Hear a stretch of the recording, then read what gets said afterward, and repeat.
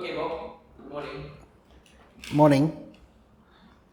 Nice to have you as the first interview subject Mm-hmm. for this project.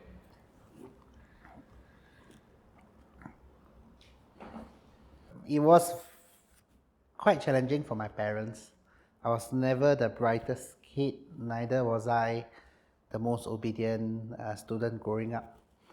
When I was in secondary two, my English teacher was someone that I really did not like.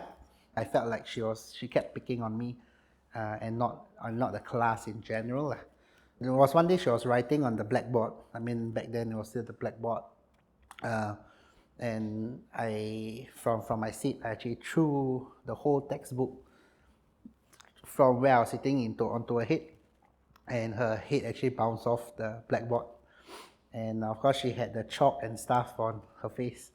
And then she turned around and said, "Who did that?" And I proudly stood up and said, "Me." My mom was actually called down to the school.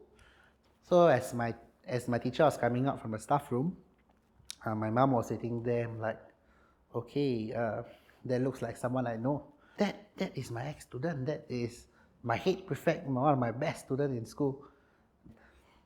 After that incident, I found out that my teacher was not only a teacher to me, because when I was growing up, when she was actually in primary school and secondary school, she often came to the house and played with me when I was a baby lah.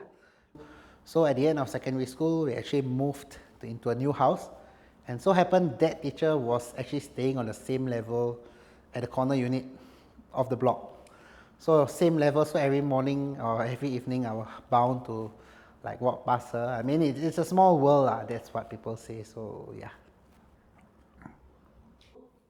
Jobs pivot is about to reach 1 year old in 2 months, and I've had the privilege of working with about 25 to 30 employees lah.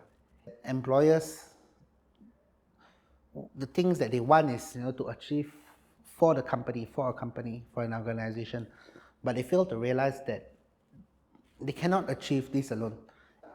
For us, Jobs Pivot will have to go regional around Southeast Asia, starting off with Malaysia, Thailand, Philippines, and then we'll see how we grow from there. Right now, our plans ends at Philippines, but because that's already a 5-year plan. But if we were to look at our 10-year plan and 15, 20 years goal, then we will think of how to grow that exponentially lah.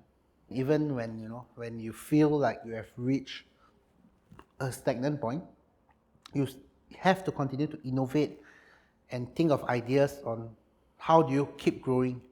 For me, the moment you stop learning is when you die lah.